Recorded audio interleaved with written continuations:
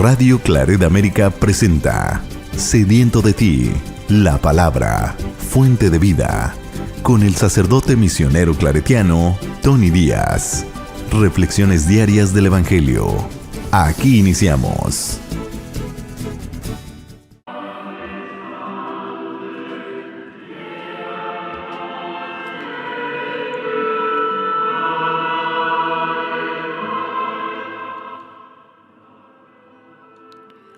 Bienvenidos, hermanos, a nuestras reflexiones bíblicas de las lecturas del día. Hoy es lunes de la primera semana de Cuaresma.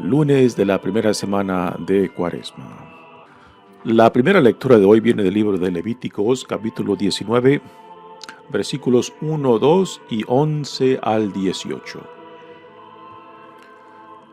En aquellos días dijo el Señor a Moisés: Habla a la asamblea de los hijos de Israel y diles: Sean santos, porque yo, el Señor, soy santo.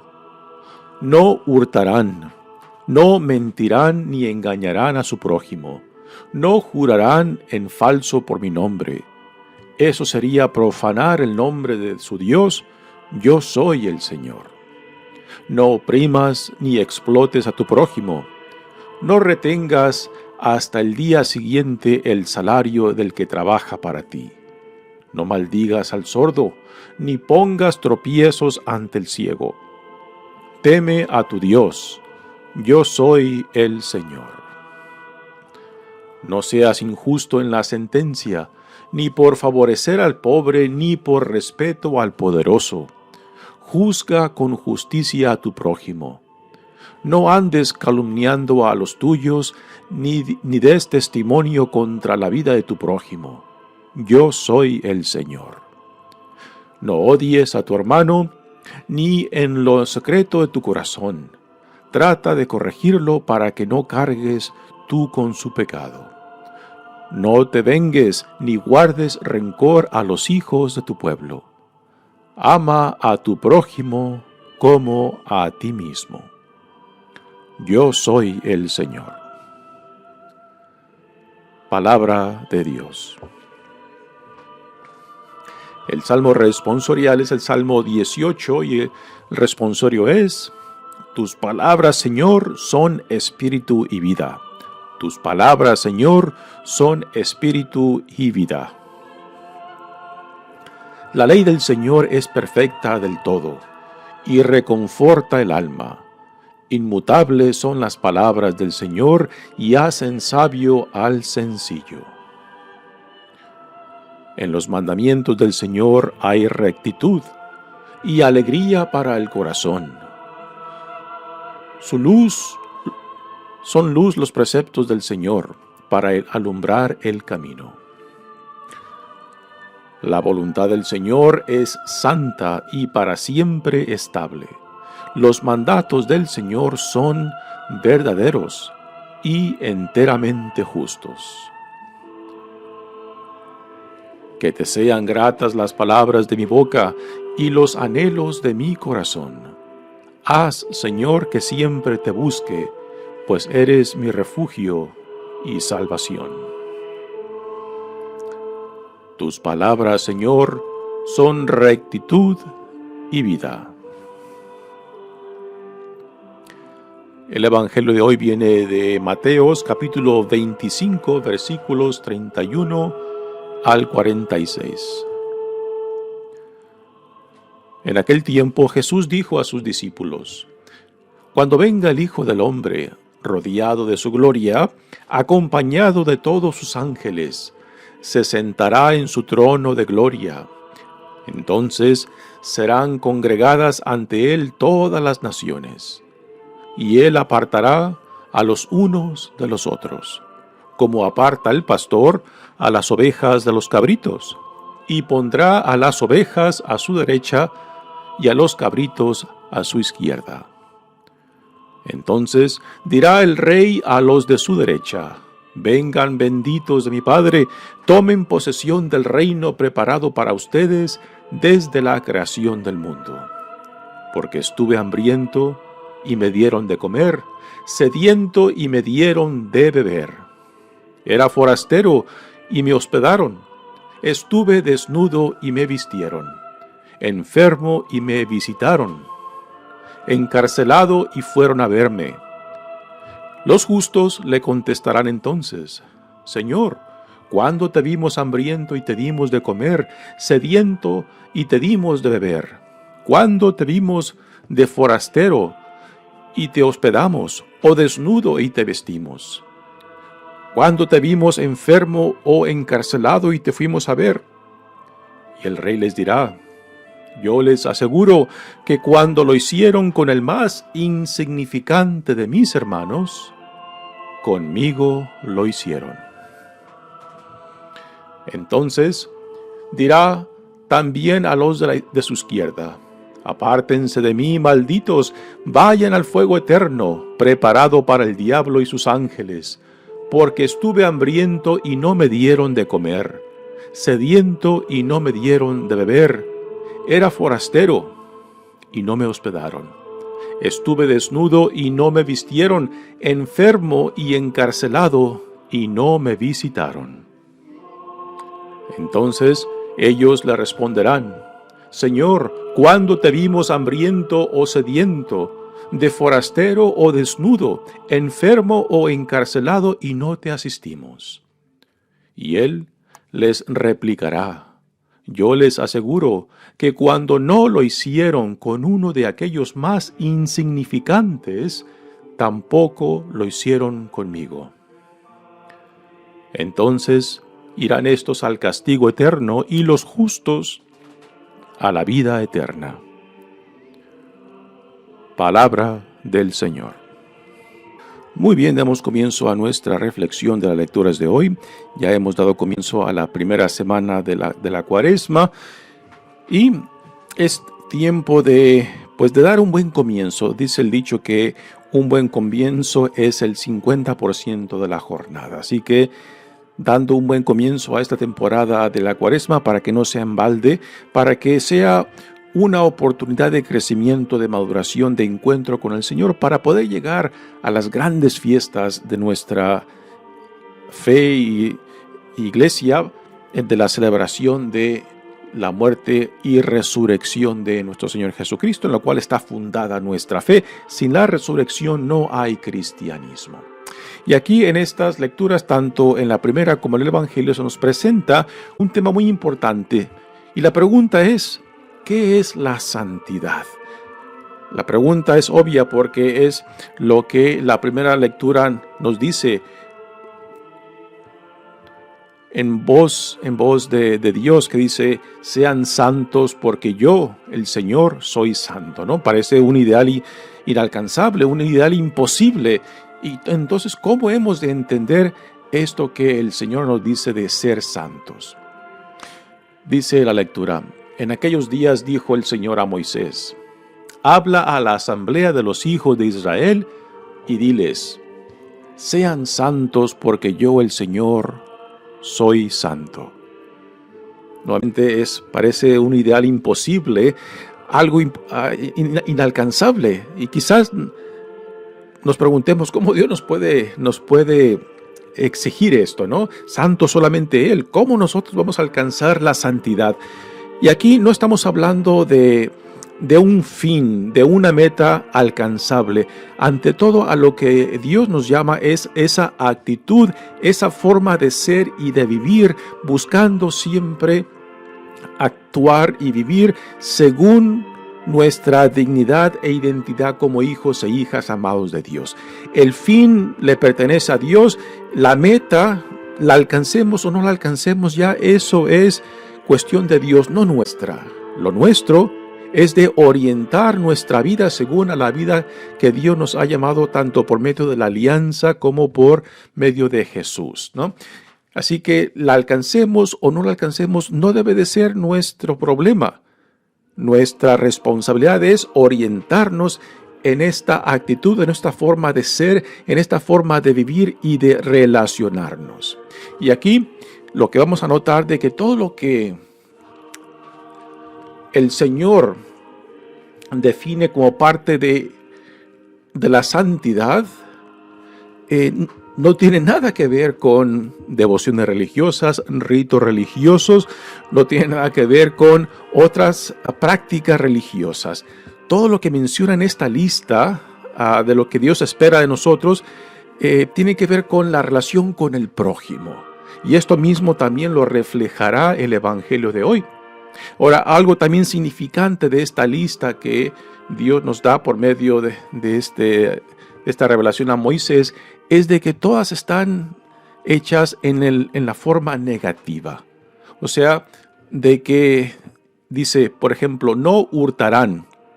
En vez de decir, por ejemplo, sean generosos o sean justos, dice no hurtarán. Y después dice no mentirán ni engañarán a su prójimo. ¿Por qué no dijo hablan con la verdad? Sean transparentes, ¿no?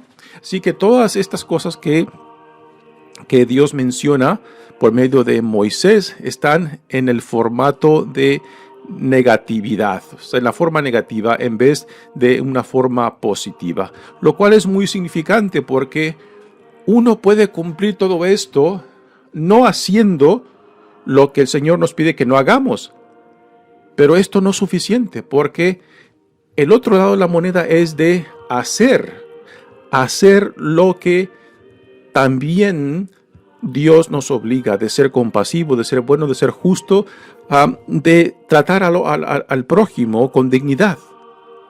Así que hay que llevar mucho cuidado en cómo entendemos estas prescripciones que Dios nos da por medio de Moisés, particularmente en la forma negativa, porque si simplemente nos conformamos diciendo pues no mato, no robo, no perjudico a nadie, y con eso nos conformamos, lo que después se nos preguntará, bueno, ¿y eres compasivo? ¿Y eres justo? ¿Y eres bondadoso? Y esto mismo, el aspecto positivo de lo que Dios sí espera que hagamos, lo resumirá en la última parte de esta lectura, lo cual es muy, muy interesante. Así que aquí Dios le dice a Moisés lo que Dios espera como santidad cuando dice sean santos porque yo el Señor soy santo. Así que no hurtarán, no mentirán, ni engañarán a su prójimo. Y aquí por prójimo hay que también tener claro de que tiene en mente a otros israelitas, a otros de la comunidad de Israel y no necesariamente a otros fuera de la comunidad israelita. En Jesucristo tendremos una amplificación de este concepto del prójimo más allá de la comunidad de Israel o más allá de la comunidad cristiana.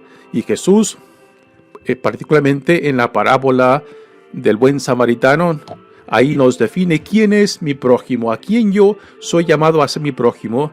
Y para Jesús no está limitado a los de mi misma comunidad religiosa, a los de mi misma raza, a los de mi misma nación. No, para Jesús el prójimo se extiende a todos aquellos que Dios ponga en nuestras vidas, sean o no sean de nuestra comunidad, nuestra religión o de nuestra sociedad o nacionalidad.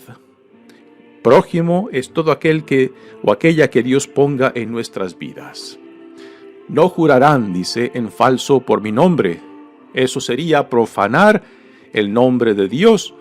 Cuando juramos en nombre de Dios, damos la impresión de que yo soy dueño de Dios y que por tanto puedo utilizar su nombre para hacer un juramento. Bueno, ¿y tú quién eres para pensar que eres dueño de Dios y jurar en nombre de Él como si fuera su propietario, como si fuera su dueño, ¿no?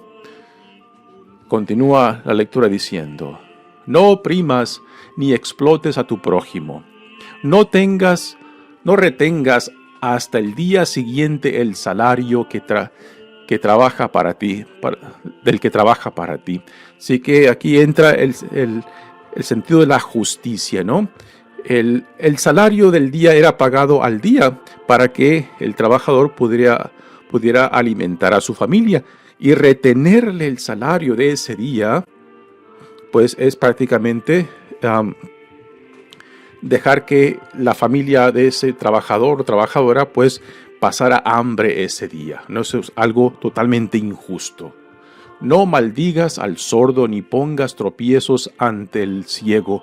Teme a tu Dios, yo soy el Señor, nos dice. Así que no poner trampas, ser todo lo contrario, ser compasivo, ser generoso con aquellos que son vulnerables en la sociedad. No seas injusto en la sentencia, ni por favorecer al pobre, ni por respeto al poderoso. Así que el llamado es a la justicia tanto con el pobre como el poderoso. En Estados Unidos tenemos la imagen de la justicia representada en una mujer que está vendada y con una báscula en su mano derecha, lo cual nos quiere dar el mensaje de que la justicia es ciega tanto al pobre como al poderoso, pero sabemos de que la justicia del hombre no es así. Quien tiene mejor representación es el que le favorece más la ley, y al que no tiene buena representación, al que no puede pagar una buena representación, pues la ley no le favorece. No seas, dice, no odies a tu hermano ni en lo secreto de tu corazón. Aquí es una buena enseñanza, ¿no? Porque a veces muy confiadamente nos podemos conformar diciendo, pues yo no mato a nadie, no robo a nadie, pero también a veces cultivamos estas actitudes que nos envenenan el corazón. Quizás no estamos actuando exteriormente, pero por dentro estamos envenenados, amargados, ¿no? Y esto también aquí lo enfoca estas enseñanzas de Dios a su pueblo por medio de Moisés, de que tanto nuestro exterior como nuestro interior tiene que ser una manifestación de nuestra verdadera identidad y dignidad como hijos e hijas del pueblo de Dios. Trata de corregirlo para que no cargues tú con su pecado. Dios nos hace responsables unos de otros, ¿no? Y que cuando callamos por X motivos, por miedo, o por lo que sea el motivo por cual callemos, ¿no? De que somos responsables también del pecado del prójimo cuando no lo alertamos o cuando no se lo mencionamos, ¿no? Cuando callamos. Y aquí el Señor nos dice que somos responsables de esto. No te vengues ni guardes rencor a los hijos de tu pueblo. Notemos aquí, muchas de estas enseñanzas que se nos da en esta lectura tienen que ver con la relación entre los hijos de Dios dentro de su comunidad. Ahora, en la tradición judía han salido varios rabinos que han extendido este concepto de justicia, de hermandad, más allá de la comunidad judía, pero son la excepción, ¿no? En Jesucristo tenemos claramente que nuestro prójimo, el llamado a la caridad, a la justicia, al amor, a la misericordia, va mucho más allá de los nuestros, de nuestra comunidad, de mi familia, de nuestra comunidad religiosa o de nuestra nacionalidad. Jesús lo extiende más allá de los límites, ya sea nacionalistas, religiosos o social. Y finalmente llega a la última parte de esta enseñanza, donde en realidad pone en contexto todo lo que ha dicho antes, ¿no? Ama a tu prójimo como a ti mismo, dice el Señor. Si utilizamos esta enseñanza de Dios y la aplicamos al mundo, pues veremos algo quizás muy triste, de que quizás la falta de amor en nuestras relaciones manifiesta una pobreza de amor a nosotros mismos. Si no hay un sentido de honor, un sentido de amor a uno mismo, pues muy difícilmente lo vamos a extender al prójimo. Ya Jesucristo también tomará esta enseñanza de Levíticos y la unirá concretamente al amor de Dios. Para Jesús, cuando le preguntan cuál es el mandamiento más importante, la forma en que responde es amar a Dios con todo tu corazón, con toda tu fuerza, con todo tu ser. Y después inmediatamente lo conecta con y amar al prójimo como a ti mismo. Así que para Jesús, el amor de Dios se hace concreto, se hace real en el amor al prójimo. No puede haber amor a Dios si no hay amor al prójimo. Esto no está concretamente unido en el Antiguo Testamento, pero para Jesús es interesante cómo une estos mandamientos y los concretiza, ¿no? De que al Dios que no podemos ver se hace real, se hace concreto, se hace carne cuando expresamos el amor al prójimo.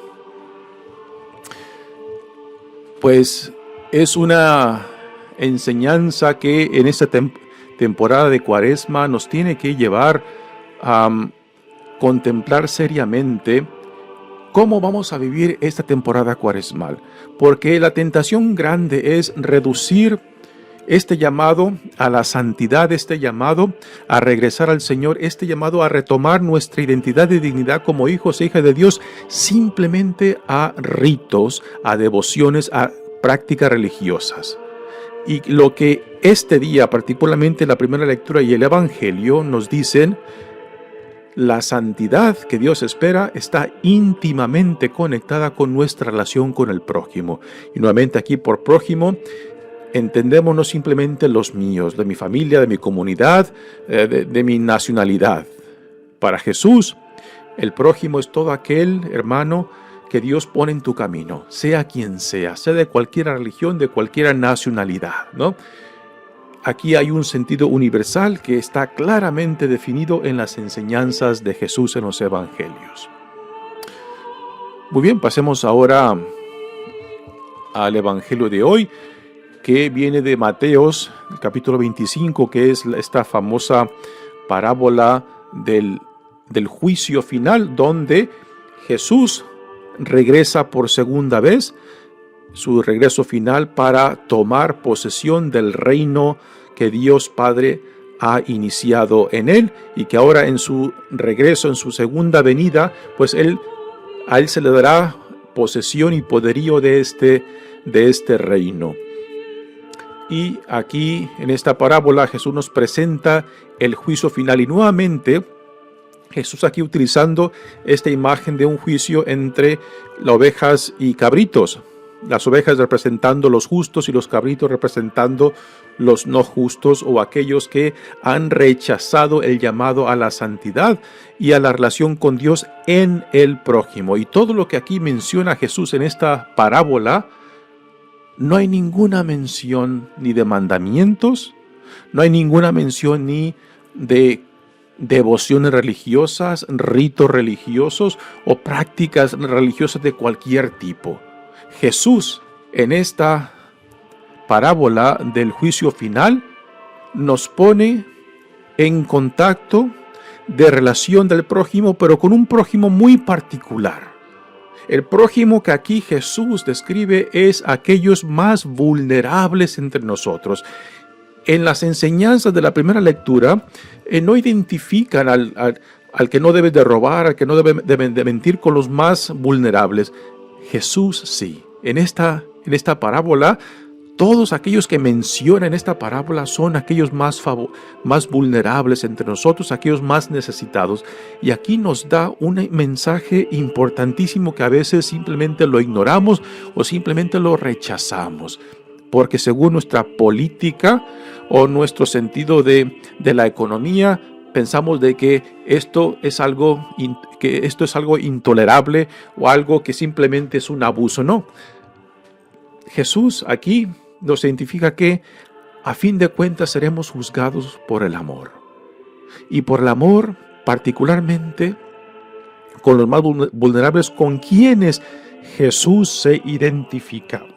Hacia el final del juicio, tanto de los justos como de los malditos, Jesús nos dice, cuando hicieron esto con los más insignificantes de mis hermanos, o cuando no lo hicieron a los más insignificantes de mis hermanos, me lo hicieron a mí. Así que Jesús se identifica plenamente con aquellos más vulnerables, aquellos que no cuentan para nada para el mundo, aquellos que prácticamente son invisibles para el poderoso, para los que tienen el poder, y simplemente son gentes desechables, que fácilmente las podemos barrer o hacer a un lado y simplemente descontarlos como si no existieran. Y son precisamente a estos con quien Jesús se identifica y a quienes somos llamados a optar.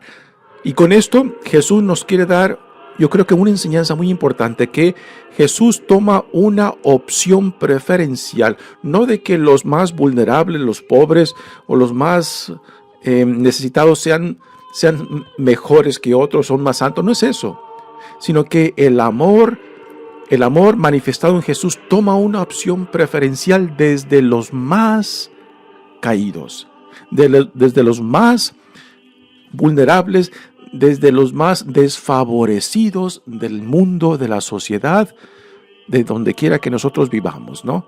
Y esa es la opción que Dios en Jesucristo toma. Dice Jesús en este evangelio: en aquel tiempo Jesús dijo a sus discípulos: cuando venga el Hijo del Hombre, rodeado de su gloria, acompañado de todos sus ángeles, se sentará en su trono de gloria. Entonces serán congregadas ante él todas las naciones. Aquí tenemos el sentido universal de este juicio final, no simplemente de los cristianos, sino de toda la creación, de todas las naciones. Y él apartará a los unos de los otros, como aparta el pastor a las ovejas de los cabritos. Pondrá a las ovejas a su derecha y a los cabritos a su izquierda. Y ahora viene el juicio. Y primero viene el juicio sobre los justos, sobre aquellos que sí respondieron a las necesidades de los más vulnerables y sin saberlo, sin darse cuenta, pero que, movidos por la compasión, por la misericordia, respondieron a ellos. Dice: entonces dirá el rey a los de su derecha: vengan benditos de mi Padre, tomen posesión del reino preparado para ustedes desde la creación del mundo. Así que aquí el juicio es desde la creación del mundo, desde Adán y Eva, Abraham, Isaac, Jacob, David, los profetas, hasta llegar a nuestra propia generación, de cómo nosotros hemos respondido a nuestro prójimo entre los más vulnerables entre nosotros.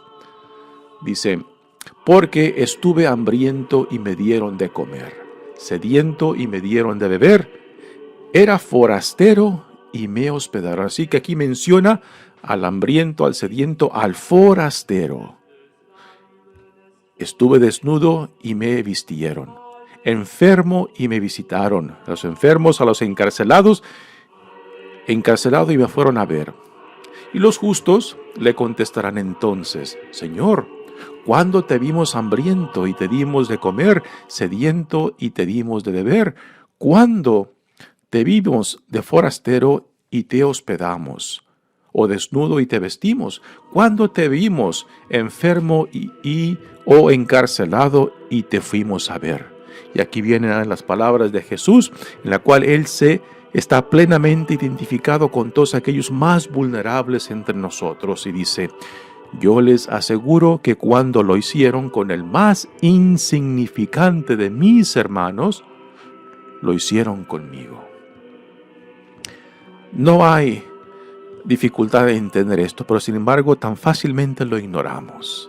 Cuando utilizamos nuestra política, ya sea liberal o conservadora, para interpretar las enseñanzas de Jesús, cuando debe de ser todo lo contrario. Debe de ser el evangelio que ilumine nuestra política y no la política nuestro entendimiento de Jesús, ¿no? Tristemente, lo que vemos hoy en día, yo creo que no solamente es de hoy en día, ha sido siempre, ¿no? De que utilizamos nuestra política, nuestra forma de vivir socialmente, nuestra forma de entendernos en el mundo, para interpretar a Jesús, en vez de que el evangelio sea el lente, de que Jesús sea el lente por el medio del cual nosotros interpretamos cómo vivimos, cómo nos relacionamos, nuestras prioridades, a qué le damos tiempo e importancia. Después, ahora viene a los malditos, dice Jesús. Entonces dirá a los de su izquierda: apártense de mí, malditos, vayan al fuego eterno preparado para el diablo y sus ángeles. Es una visión bastante fuerte para aquellos que no respondieron a la necesidad de los más vulnerables con quien Jesús se identifica. Dice: porque estuve hambriento y no me dieron de comer, sediento y no me dieron de beber, era forastero y no me hospedaron, estuve desnudo y no me visitaron, estuve desnudo y no me vistieron, enfermo y encarcelado y no me visitaron. Entonces ellos le responderán: Señor, ¿cuándo te vimos hambriento, sediento, de forastero, desnudo o enfermo, encarcelado y no te visitamos? Y él les responderá: yo les aseguro que cuando no lo hicieron con uno de aquellos más insignificantes, tampoco lo hicieron conmigo. Aquí entra el pecado de omisión, un pecado que no muchas veces lo traemos al confesionario, ¿no? Casi siempre recitamos la lista de los pecados cometidos, pero no muchas veces nos acordamos de aquello que hemos omitido, de aquello que no hemos hecho cuando la conciencia nos dice y a veces nos grita a lo que somos llamados y preferimos ignorar o callar o simplemente no responder a lo que nuestra conciencia nos dice, ¿no? Y aquí entra el pecado de omisión, de no hacer lo que por conciencia, por el llamado a la vida del Evangelio nos dice y nos grita. Y cuando callamos la conciencia, la rechazamos, pues entonces aquí estamos cometiendo el pecado de omisión, no hacer lo que sabemos que es a lo que somos llamados. Entonces irán estos al castigo eterno y los justos a la vida eterna. Un evangelio que da mucho para meditar, particularmente en esta temporada cuaresmal. Si nos hacemos la pregunta, ¿qué entendemos por santidad? Pues aquí en estas lecturas, primera y evangelio, tenemos una respuesta muy concreta. ¿Qué es lo que Dios espera por santidad? La respuesta es clarísima. Nuestra relación de intimidad y confianza, de justicia, de compasión con el prójimo, particularmente aquellos más vulnerables, más necesitados. Mi nombre es Padre Tony Díaz, misionero claretiano. Que Dios los bendiga. Radio Claret América presentó Sediento de ti, la palabra. Fuente de vida. Sus comentarios son importantes. Contáctenos en radioclaretamerica@gmail.com.